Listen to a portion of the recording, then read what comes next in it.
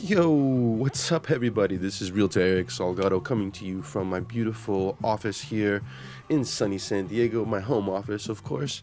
I wanted to jump into your feed real quick and just say things are a changing, buyers are more empowered, and they should be.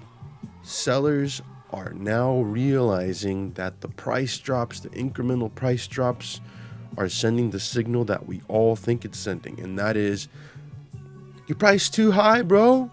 Lower your price. Sell your house. It's normal now. It's normal now to not get $40,000 above your list price, especially if you're grabbing for those older prices, right? Those 2020 price levels.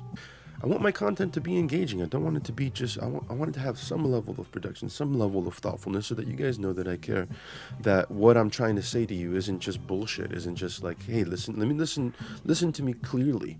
My name is Erick Salgado. I'm a real estate agent here in San Diego, California.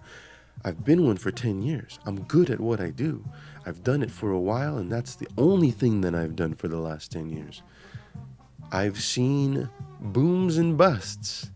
It's not, it's not just steady sailing all the way. Sometimes you find yourself in bad situations, but you need to navigate those waters. You can't just go, and jump ship. You got to stay in the game the whole time with real estate. You let your hand off the wheel for a minute, you find yourself losing a grip on what's happening. So you gotta keep your feet on the ground. You gotta walk the neighborhoods. You gotta understand what's happening out there in the world. You can't just be a shiny, smiley, happy-go-lucky person. That helps, and I am that.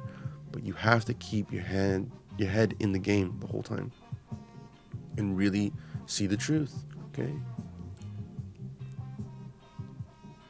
The market usually tells you everything you need to know about what's happening. So rates are stabilized. People have gotten used to around 6%. They're a little bit lower now, and they're making a big stink about it. But, it's still 6%, still twice what it was, a few years ago. So that's always hard to square for people. Like, that doesn't feel good that to borrow money costs twice as much now. It's not a good feeling. So what to do? Well, like I said, interest rates have now kind of stabilized. That's given buyers one less real variable to concern themselves with. The Fed has said they're not going to be drastic with the way that they implement their, their policy. You know what I mean? Their rate policy. It seems like there's just going to be like steady ahead. No big changes over here. We're going to just wait and see what the American public does. And they're saying that in spite of things being, from an anecdotal point of view, people going, the economy is not feeling good. He's saying that people are still going out there and spending dough. Well, maybe so, but anyway, what he means to say is they're not going to do much.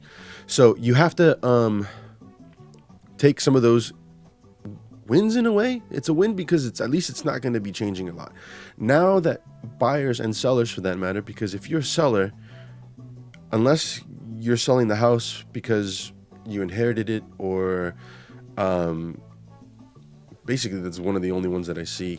You're just like, I'm not going to live in it and I don't plan on, buying a replacement property. If you're a seller, you're usually a buyer too. You're making a purchase either concurrently or shortly thereafter. Anyway, you belong to the same market in terms of the interest rate, and things not changing very much is kind of like a stabilizing factor for the market in a lot of ways. So now that that's been established, what's the next hurdle for a buyer? Well, that's basically contending with the higher home prices. Well, what's happening there, right? Buyers have gone, okay, 6%, got it.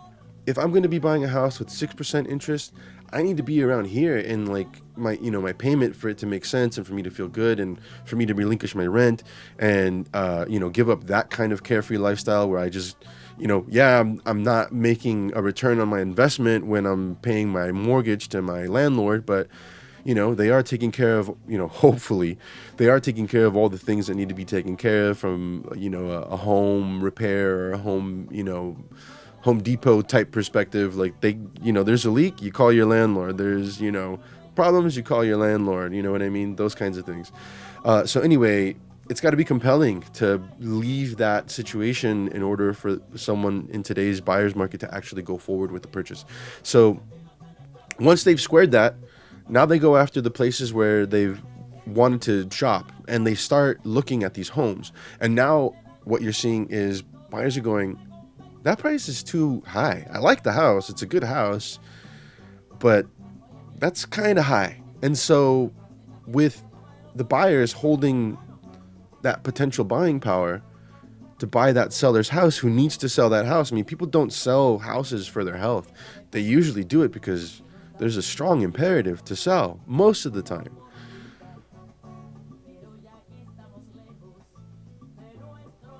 And sometimes that reason trumps wanting to make exorbitant amounts of money. Sometimes it means adjusting for the market, right? Like, you gotta adjust your expectations. And I don't mean just willy-nilly. I mean, read what's happening. Read what's trading and what's not in these neighborhoods. Sometimes it's that extra 50 grand that the seller is going for that, fine, go for it. But most houses are going to be 50 grand under you. It's kind of hard for a buyer to kind of go, even if they really love the house, to pay up that much, considering all the other factors I just talked about. So anyway, that's the biggest shift that I've noticed, is that buyers are now in a stronger position, and the demand is still there. People are still wanting to buy houses that care to partake in this experiment, this wonderful experiment of home ownership. It seems to work out for a lot of people. So you would be wise to look into it if you've considered an investment in real estate for yourself, for becoming a first-time homeowner. That's who I've historically helped out, a lot of first-time homeowners, because first-time home buyers, because it's it's a complicated subject. I like to simplify it. I like to make it be understood. But if you are thinking about investing in real estate, give me a call. Let's have a chat. Let's talk about what your goals are. Let's talk about what the potential pitfalls are along the way for, a homeowner in your or a home buyer, prospective home buyer in your situation.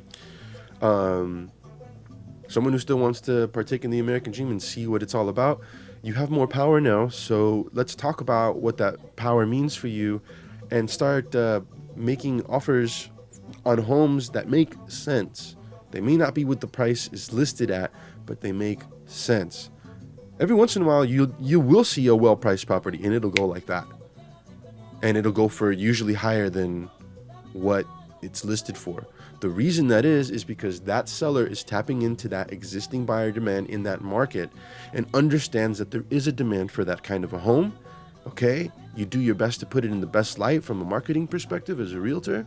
Okay? You highlight what's great about the home, but you expose or leverage that demand with your pricing strategy.